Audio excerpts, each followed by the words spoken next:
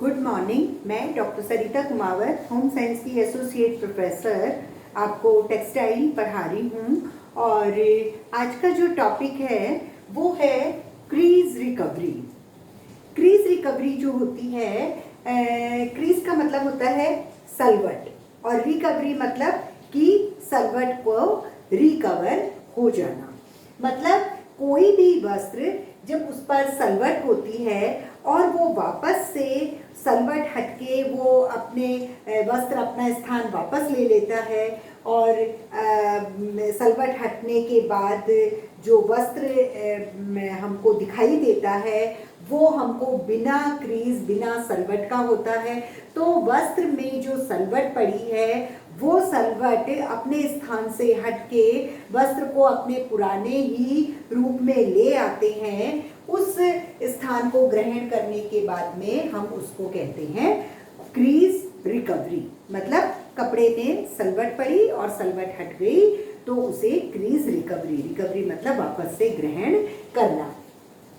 जब हम सिंथेटिक कपड़े देखते हैं तो सिंथेटिक कपड़े को आप एकदम गुचड़ मुचड़ कर देते हो और वापस से खोलते हो, तब उसमें कोई भी सलवट नहीं पड़ती, क्योंकि उसमें क्रीज रिकवरी बहुत जल्दी हो जाती है। ऊन में देखते हैं तो भी बहुत जल्दी क्रीज रिकवरी हो जाती है। लेकिन कॉटन है, लिनन है, जो भी कॉटन बेस्ड जो कपड़े होते हैं उनमें क्रीज मतलब सल बहुत ज़्यादा आ जाती है और रिकवरी भी नहीं होती है।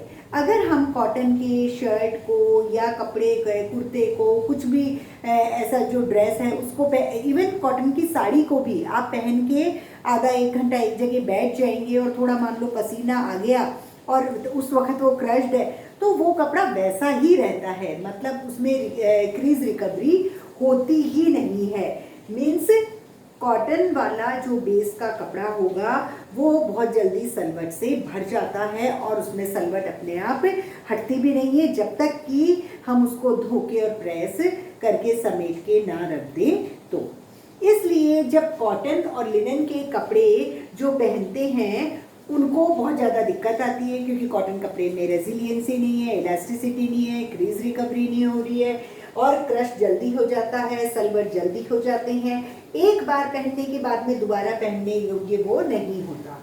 तो कंज्यूमर को ये जब प्रॉब्लम्स आ रही है कि भाई इसमें बहुत ज़्यादा सल है, तो अगर मान लो वो बार बार में बाहर जा रहा है तो वहाँ प्रेस के लिए जगह नहीं है, या फिर हो सकता है एक मीटिंग के बाद में दूसरी मीटिंग में जाना है, या फिर गाड़ी में बैठ के आधा घंटा दूर कोई हमारी मीटिंग का पॉइंट है, तो कई सारे ऐसे पॉइंट्स होते हैं कि आप प्योर कॉटन को अफोर्ड नहीं कर पाते हो, या फिर प्योर कॉटन में भी कुछ ऐसा हो कि उसमें सल ना पड़े, तो उनको हमेशा ऐसे वाले कपड़े की जरूरत होती है जिसमें सल ना पड़े।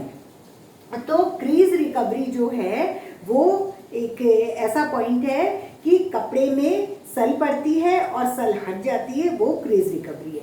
अगर हम इसको टेस्ट करें, क्योंकि हमारे कोर्स में मेनली टेस्ट का ही है, तो क्योंकि ये तो फिनिशिंग में हमने पढ़ लिया था, तो टेस्टिंग करने के लिए हम क्या करेंगे, क्रीज रिकवरी को टेस्ट करने के लिए 2 सेंटीमीटर चौड़ा और 4 सेंटीमीटर लंबा, आप ऐसे देख लो कि ये 2 सेंटीमीटर है और ये 4 सेंटीमीटर, इस तरह से हमने एक कपड़ा ले लिया। कपड़ा लेने के बाद में वार्प जो है उसके दिशा में एक मोड़ेंगे और वेफ्ट के दिशा में एक मोड़ेंगे। ठीक है, इस तरह से हमने मोड़ दिया। तो इन्होंने 2 और 4 ही लिया है, तो अगर 2 और 4 लेते हैं तो वो थोड़ा छोटा हो जाता है। इस तरह से हो गया।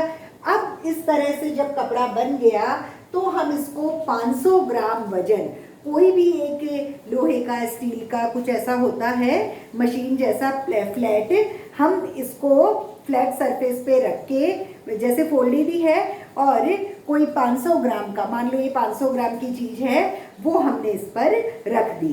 500 ग्राम की चीज़ से इसको दबाया और 5 मिनट तक ये पड़ा रहा।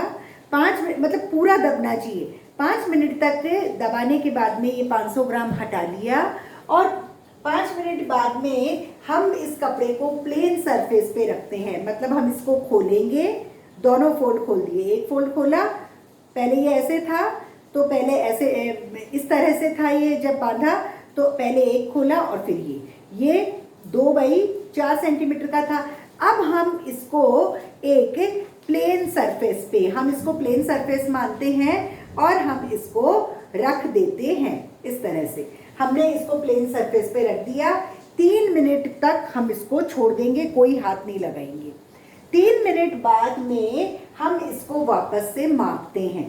कैसे मापेंगे कि इसकी लंबाई कितनी है और इसकी, हमने ये कही थी ये 2 सेंटीमीटर, ये 4 सेंटीमीटर, मतलब 20 mm और 40 mm। तो जब हम मापेंगे तो मेजरमेंट जो है वो 20 और 40 mm ही आना चाहिए। अगर क्रीज रिकवरी हो गई तो 20 और 40 ही आएगा, लेकिन अगर क्रश पड़े हुए हैं तो 20 की जगह 18 ही रहेगा, 40 की जगह 35 ही रह सकता है। तो इस तरह से क्रीज रिकवरी जो है उसका हम टेस्ट करते हैं। अब क्रीज रिकवरी के साथ ही एक और पॉइंट है स्टिफनेस।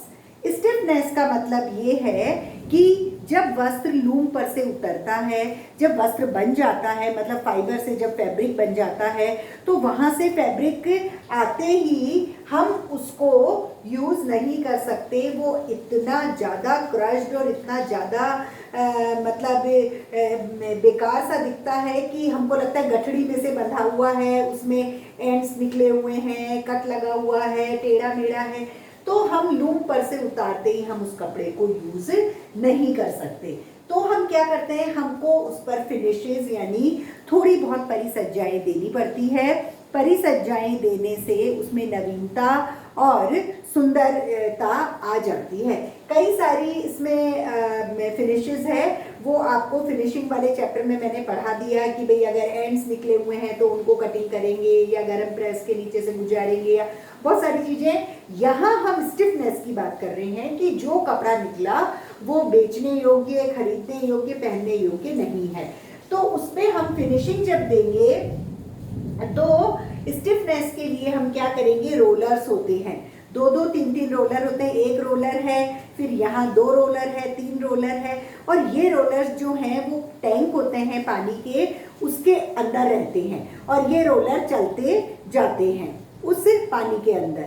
और पानी के अंदर थोड़ा सा रिएजेंट भी डालते हैं, थोड़ा केमिकल वगैरह, जो कि कपड़े को स्टिफ कर सके। तो अगर मान लो हम अगर ये सोचते हैं कि ये 3 रोलर्स हैं और ये चलते जा रहे हैं, ये रोलर्स चलते जा रहे हैं पानी के अंदर और पानी में रिएजेंट भी है, तो कपड़े को हम इसमें से इस तरह से गुजारेंगे, इस तरह से हम इसको गुजारेंगे। मतलब 2 तरफ से ये अगर निकलता है तो बीच में से जब वस्त्र निकलता है तो वो कपड़ा स्टिफ हो जाता है और बिल्कुल नए तरीके का हो जाता है।